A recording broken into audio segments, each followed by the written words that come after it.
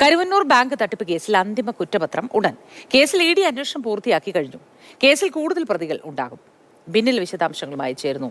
ബിന്നിൽ, കരുവന്നൂർ കേസിൽ അന്തിമ റിപ്പോർട്ട് ഉടൻ ഉണ്ടാകും അല്ലേ? വിശദാംശങ്ങൾ എന്താണ്?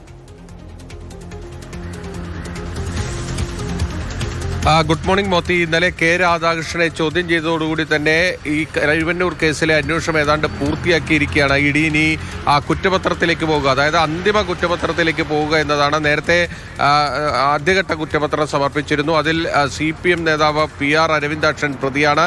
ഇനി കൂടുതൽ CPM നേതാക്കൾ ഈ കേസിൽ പ്രതികളായി വരുമോ എന്നതാണ് അറിയാനുള്ളത്. അന്തിമ കുറ്റപത്രത്തിൽ ചിലർ കൂടി പ്രതികളായി വരും എന്ന സൂചനകളാണ് പുറത്തേക്ക് വരുന്നത്. അവർ ആരൊക്കെ എന്നത് CPM-നെ സംബന്ധിച്ചിടത്തോളം വളരെ പ്രധാനമാണ്.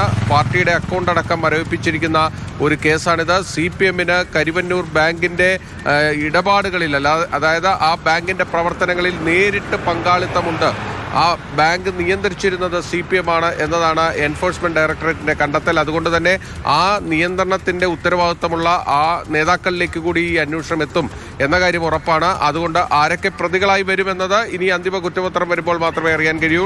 എന്തായാലും സംസ്ഥാനത്തെ സഹകരണ മേഖലയെ പിടിച്ചുലച്ച ആ ഒരു വലിയ തട്ടിപ്പ് കേസാണ് കരുവന്നൂർ തട്ടിപ്പ് കേസ്. CPM വലിയ രീതിയിൽ പ്രതിരോധത്തിലായി പോയ ഒരു കേസാണ്. അവിടെയാണ് എൻഫോഴ്സ്മെന്റ് ഡയറക്ടറേറ്റിന്റെ അന്തിമ കുറ്റപത്രം വരാൻ പോകുന്നത്. രാഷ്ട്രീയപരമായി CPM പ്രതിരോധത്തിലായി എന്നതിനപ്പുറം മറ്റൊരു വശം കൂടിയുണ്ടല്ലോ.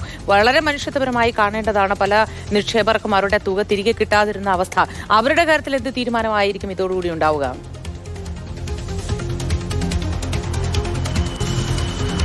മോത്തി, എൻഫോഴ്സ്മെന്റ് ഡയറക്ടറേറ്റിന്റെ PMLA ആക്ട് പ്രകാരം തന്നെ ഇവിടെ ഒരു പ്രധാനപ്പെട്ട ഒരു പ്രൊവിഷൻ ഉണ്ട്. അതായത് ഈ തട്ടിയെടുത്ത പണം കണ്ടെത്തി അത് ഈ തട്ടിപ്പിനിരയായവർക്ക് തിരിച്ചു കൊടുക്കുക എന്നത്.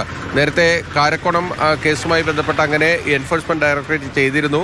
ഈ കരുവന്നൂർ കേസിലും ആ നടപടികളിലേക്ക് അവർ പോവുകയാണ്. അതായത് ഇപ്പോൾ മരവിപ്പിച്ചിരിക്കുന്ന പണമുണ്ട്, ബാങ്കുമായി ബന്ധപ്പെട്ടതും അതിൻ്റെ പ്രധാനപ്പെട്ട ഇടപാടുകാർ, അതായത് ഇതിൻ്റെ ഭരണസമിതി അംഗങ്ങൾ, CPM നേതാക്കളടക്കമുള്ളവരുടെ സ്വത്തുവകകൾ കണ്ടുകെട്ടിയിട്ടുണ്ട്. ആ പണത്തിൽ നിന്ന് ഈ പണം നഷ്ടപ്പെട്ടവർക്ക് ആ പണം കൈമാറുന്നതിനുള്ള നടപടികളിലേക്ക് കൂടി എൻഫോഴ്സ്മെന്റ് ഡയറക്ടറേറ്റ് പോവുകയാണ്. അവർ അതിനുവേണ്ടി നേരത്തെ തന്നെ പ്രത്യേക കോടതിയിൽ ഹർജി ഫയൽ ചെയ്യുകയും ചെയ്തിട്ടുണ്ട്. എന്തായാലും ആ തട്ടിപ്പിനിരയായവർക്ക് അവർക്ക് പണം മടക്കി നൽകുന്നതിനുള്ള ആ നടപടികൾ മുന്നോട്ട് പോകുന്നു എന്നത് ഒരു നല്ല കാര്യം തന്നെയാണ്. കാരണം സാധാരണ നിലയിൽ ഇത്തരത്തിൽ പണം തട്ടിപ്പൊക്കെ നടന്നു കഴിഞ്ഞാൽ അവർക്ക് ആ പണം തിരിച്ചു കിട്ടുക സാധ്യമായിരുന്നു.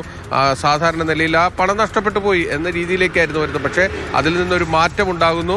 അതോടൊപ്പം തന്നെ സംസ്ഥാനത്തെ സഹകരണ ബാങ്കുകളുടെയൊക്കെ പ്രവർത്തനം കുത്തഴിഞ്ഞ രീതിയിലായിരുന്നു പലപ്പോഴും പോയിക്കൊണ്ടിരുന്നത്. അതിനെല്ലാം ഒരു കെട്ടുറപ്പ് കൊണ്ടുവരാൻ കൂടി ഈ സംഭവം കാരണമായിട്ടുണ്ട് എന്നുകൂടി നമുക്ക് പ്രത്യാശിക്കാം.